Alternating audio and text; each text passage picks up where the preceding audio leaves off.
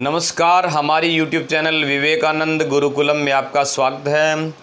हम पढ़ रहे हैं रीट परीक्षा के मद्देनज़र संस्कृत का दोहराओ। हमारा विषय था व्याकरण। व्याकरण में से हमने कुछ एक टॉपिक कर लिए थे, उच्चारण, स्थान, अभ्यंतर, प्रयत्न वगैरह वगैरह।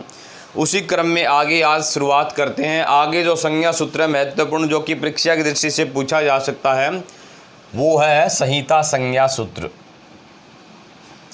वो है संहिता संज्ञा सूत्र। संहिता संज्ञा सूत्र की परिभाषा है पर सन्निकर्ष संहिता। पर सन्निकर्ष संहिता, ये संहिता संज्ञा करता है। संहिता या संधि, संधि में इस सूत्र पे विशेष विवेचन करेंगे। यानी ये संधि करता है, ये कहता है वर्णों की अत्यंत समीपता की संधि हो। वर्णों की अत्यंत समीपता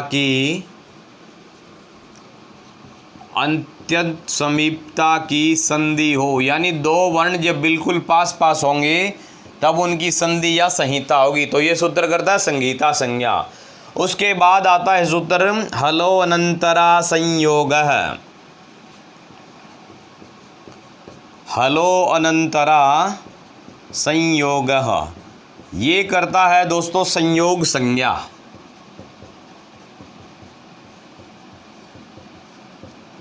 ये करता है संयोग संज्ञा। सूत्र का मतलब क्या है? सूत्र कहता है कि अचों के व्यवधान से रहित, अचों के व्यवधान से रहित हलों की संयोग संज्ञा होती है। अचों के व्यवधान से रहित हलों की संयोग संज्ञा होती है। तो सबसे पहले संयोग संज्ञा होती किसकी है? हलों की। यानी संयोग संज्ञा होती है व्यंजनों की। कैसे व्यंजनों की? ऐसे व्यंजन जिनके बीच में कोई स्वर ना हो। ऐसे दो या दो से अधिक व्यंजन जिनके बीच में कोई स्वर ना हो, उनकी संयोग संज्ञा होती है। जैसे मैंने लिख दिया इंद्र, इसको अलग अलग करूँगा, ई न द र अ। अब र द न, इन तीनों हलों के यानी व्यंजनों के बीच में कोई भी स्वर नहीं है, अच नहीं है, इसलिए इनकी क्या हो जाएगी? संयोग संज्ञा। और संयोग संज्ञा करने वाला सूत्र क्या है? हलोनंतरा संयोगः। आगे सूत्र आता है सुप्तिगंतम पदम। सुप्तिगंतम पदम, ये करता है पद संज्ञा। किसकी? ये सूत्र क्या कहता है कि सुबंत एवं तिगंत की पद संज्ञा हो। सुबंत एवं तिगंत की पद संज्ञा हो। सुबंत का मतलब होता है शब्द रूप और तिगंत का मतलब होता है धातु रूप। शब्द रूपों का मतलब शब्दों में होने वाले प्रत्यय। शब्दों में कौन से प्रत्यय होते हैं? सु, औजस, अम, औठस, टा, भ्याम, भिस, गेम, भ्याम, व्यस, ये 21 प्रत्यय जो शब्दों में होते हैं उनकी। तथा तिगंत का मतलब धातुओं में होने वाले प्रत्यय। तिप, तस, जी, सिप, थस, थ, मिप, वस, मस, ता, ताम, झ, थास, थाम, थ, थाम, ध्वम। तिप, तस, जी, सिप, थस, थ, मिप, वस, मस, त, ताम, झ, थास, थाम, ध्वम, इड, वही, महिंग। ये 18 प्रत्यय तिगंत और 21 प्रत्यय सुबंत, यानी शब्द रूप और धातु रूपों की पद संज्ञा होती है। कहने का मतलब पद किसे कहते हैं? ये राम भी पद हो गया और पठती भी पद हो गया। क्यों? क्योंकि इसके पीछे सुबंत और इसके पीछे तिगंत है। तिगंत और सुबंत जिसके पीछे लग जाए उनकी होती है पद संज्ञा। तो ये तो था अपना संज्ञा प्रकरण। संज्ञा प्रकरण के बाद आगे जो महत्वपूर्ण टॉपिक आता है उसे कहते हैं संधि। संधि और समास संस्कृत भाषा रूपी दुर्ग की दो ऐसी बाह्य परिशाखाएं हैं जिनके बिना इस भाषा की कल्पना नहीं की जा सकती। इस भाषा रूपी दुर्ग को पार पाना जिनके बिना कठिन है। ऐसा कोई प्रसंग या ग्रंथ नहीं मिलेगा जहाँ संधि समास का विवेचन ना हो। उसी क्रम में हम संधि का अध्ययन करते हैं। संधि करने वाला सूत्र आया था पर सन्निकर्ष संहिता। अब संधि मोटे तौर पे देखें तो 3 प्रकार की संधि होती है। स्वर संधि,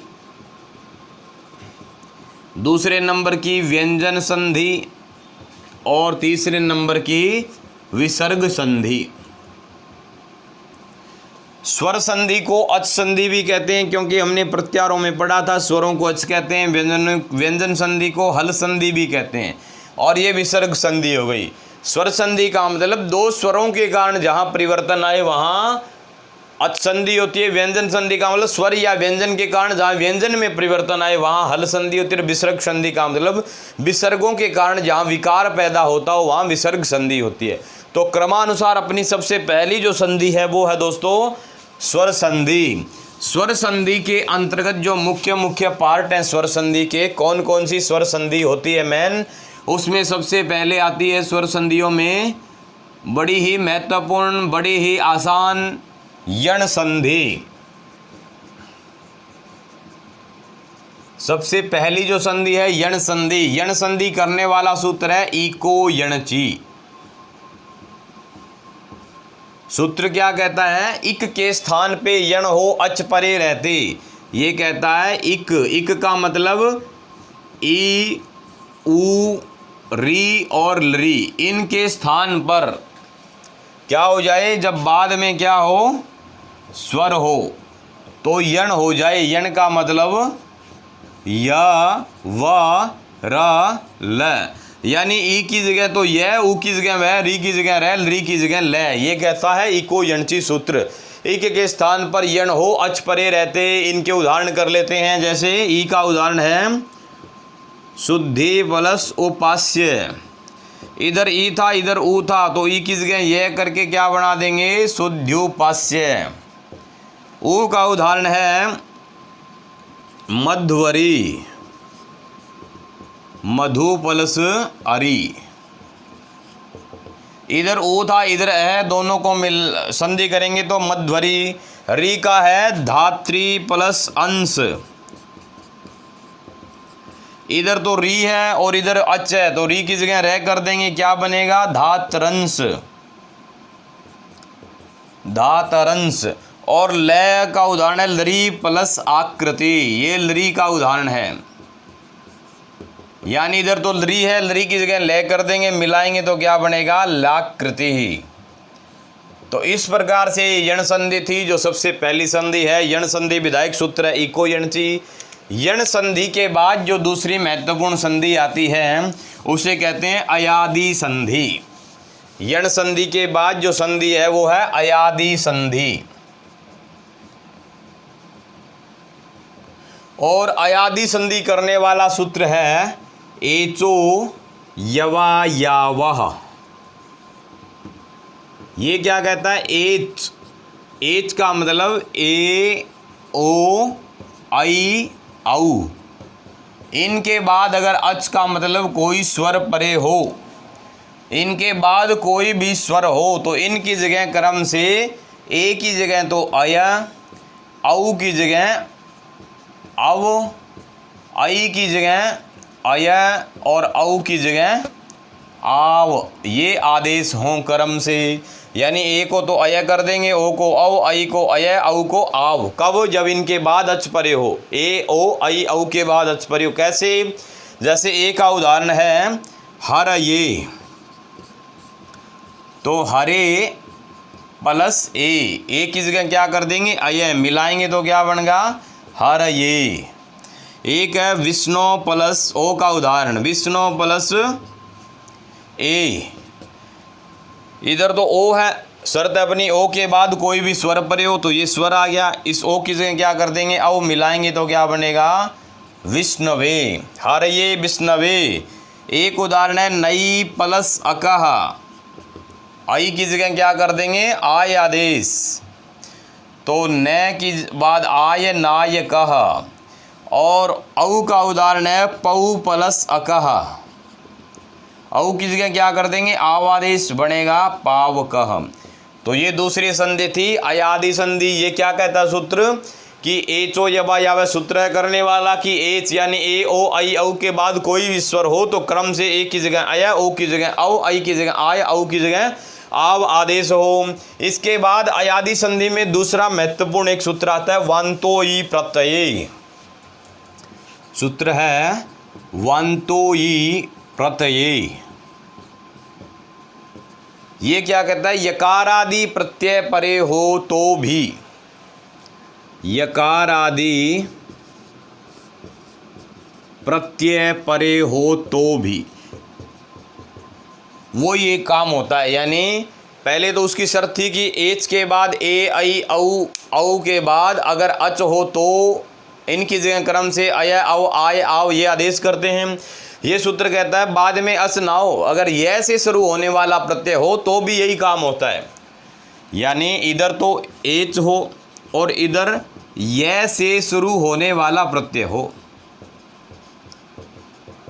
तो भी यही काम होता है। यह से शुरू होने वाला प्रत्यय, जैसे उदाहरण करेंगे गो प्लस यम। अब इधर ओ है यानी एच है, एच के बाद अच नहीं है तो ये सूत्र करेगा वन तो ही प्रत्यय, इस ओ की जगह अवादेश क्या बनेगा, गव्यम। तो जब गव्यम आ जाए पूछ ले इसमें अवादेश कौन सा सूत्र करता है, तब अपने को बताना है वन तो ही प्रत्यय।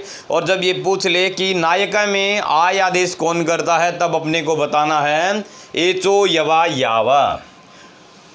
उसके बाद अयादि संधि के बाद आगे जो महत्वपूर्ण संधि आती है उस संधि का नाम है मित्रों गुण संधि।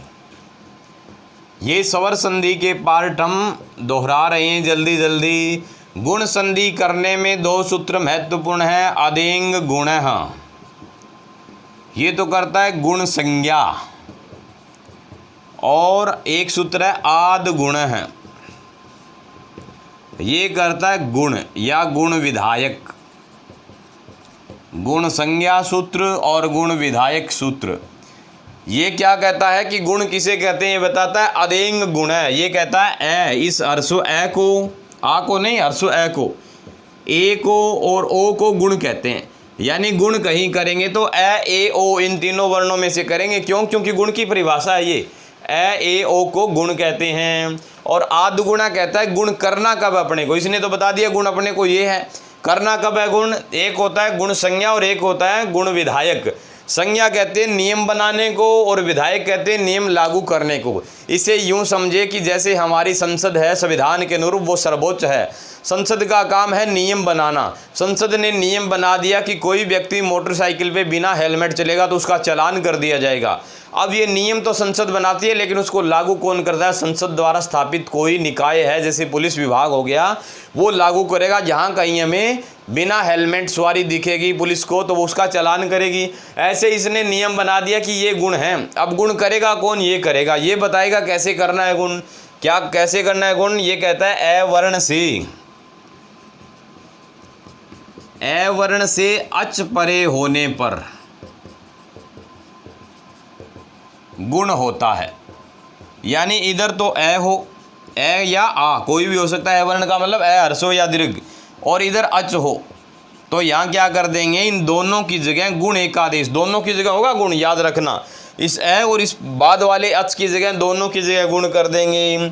जैसे गुण का उदाहरण क्या था, रमेश, हम लेते हैं रमेश,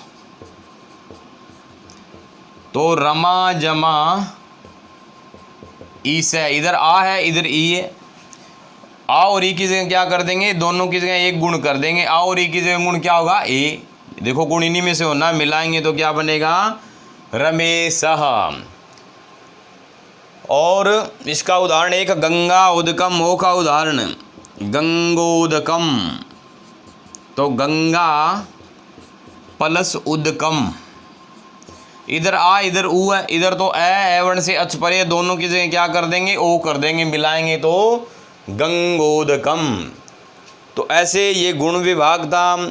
गुण के बाद आगे जो महत्वपूर्ण पार्ट आता है, गुण संज्ञा के बाद जो महत्वपूर्ण अपनी संधि आती है वो है वृद्धि संधि। गुण के बाद अपनी वृद्धि,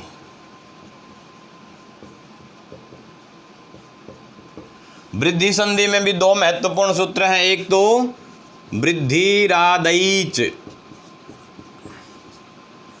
ये तो करता है वृद्धि संज्ञा, और एक है वृद्धि विधायक सूत्र वृद्धि रेची, ये करता है वृद्धि विधायक यानी वृद्धि का विधान। वृद्धि रादैच क्या कहते हैं, वृद्धि की परिभाषा देता है। वृद्धि किसे कहते हैं, तो किसे कहते हैं, आ, ए को नहीं, आई और औ ये होती है वृद्धि, और गुण क्या था, ए ओ ये थे गुण, और ये है वृद्धि। वृद्धि क्या है, आ आई औ, यानी कहीं वृद्धि होगी तो आ आई औ यही होगी। अब होगी कब, ये बताता है वृद्धि रेची। वृद्धि रेची क्या कहता है, एच परे होने पर, यानी इसकी शर्त है आई औ ये दो वर्ण परे हों और इधर कोई स्वर हो तो क्या हो जाएगी, वृद्धि हो जाएगी। जैसे उदाहरण है इसका गंगोघा, या हमने लिख दिया गंगा प्लस औघा। अब इधर ए था यानी कोई स्वर था, या कोई स्वर की जगह ए लिखना भी, सॉरी ये क्या लिखना है, ए वर्ण से, ए या आ से। तो गंगा के ए था, ए के बाद औ है तो क्या हो जाएगी, वृद्धि, गंगौघ। एक है दैवैश्वर्यम, दैवैश्वर्यम, ये कैसे बनेगा, देव प्लस ऐश्वर्यम। ए के बाद आई परे, इसलिए दोनों की जगह क्या हो जाएगी, वृद्धि। वृद्धि होके क्या बनेगा, दैवैश्वर्यम। एक है कृष्ण ऐकत्वम, ये क्या कहता है, कृष्ण प्लस एकत्वम, ऐकत्वम। आई होने के कारण, क्योंकि आई और औ परे होंगे ए के बाद तो वृद्धि होगी। ये सूत्र कहता है वृद्धि राधई और वृद्धि रेची, दो थे अपने वृद्धि करने वाले सूत्र। वृद्धि के बाद आगे जो महत्वपूर्ण अपनी संधि आती है, अब वृद्धि और गुण के कुछ अपवाद सूत्र भी हैं भाई, वो अपवाद सूत्र भी हम थोड़ा थोड़ा करने का प्रयास करेंगे। तो सबसे पहला है, एक सूत्र है उपसर्गाद रीति धातो, उपसर्गाद रीति धातो। ये सूत्र क्या कहता है कि अवर्णांत उपसर्ग के बाद, अवर्णांत उपसर्ग के बाद री से प्रारंभ होने वाली धातु हो,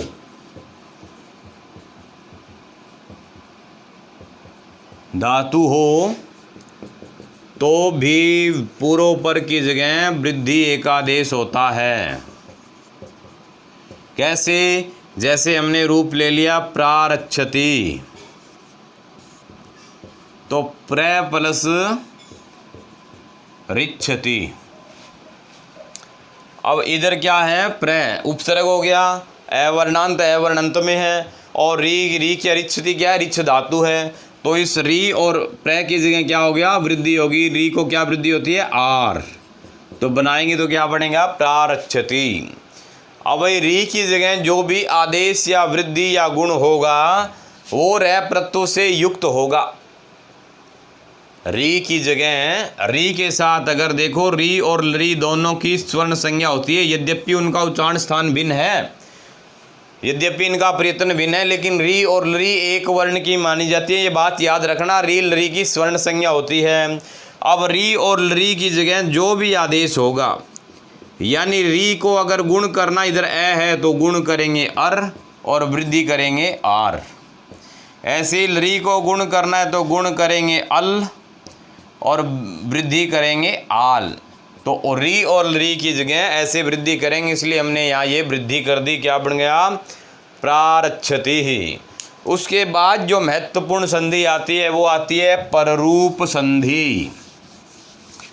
उसके बाद आती है पररूप संधि, बाद वाले रूप की संधि। सूत्र है इसके लिए एंगी पररूपम। ये क्या कहता है, एंग परे हो तो पररूप आदेश हो, यानी अ वर्ण से एंग आदि धातु परे हो। इधर तो अ हो और इधर कोई धातु हो जो ए ओ से शुरू होती हो, तो क्या हो जाएगा, पर रूप। ये तो पूर्व है और ये है पर, इस जैसा हो जाएगा दोनों की जगह, यानी ए और ए हो तो ए हो जाएगा, ए और ओ हो तो ए ओ की जगह ओ हो जाएगा। जैसे उपोषति, अलग अलग करते हैं तो उप प्लस औषधि बनता है। इधर तो ए है, इधर ओ है, एंगी पररूपम कह दिया। ए के बाद अगर ओ हो तो दोनों की जगह पर रूप आदेश हो तो ए और ओ की जगह एक है ओ कर देंगे, बनेगा उपोषति। और ए का उदाहरण है प्रेजते, प्र प्लस एजते। यहाँ भी ए है, इधर ए है, दोनों की जगह गुण एकादेश वो पर रूप एकादेश कर देंगे। पर रूप क्या होगा बाद वाला, तो ए और ए की जगह ए कर देंगे, मिलाएंगे तो बनेगा प्रेजते है। तो ये था पररूप संधि। पररूप संधि के बाद आगे इस वीडियो के दूसरे पार्ट में करेंगे।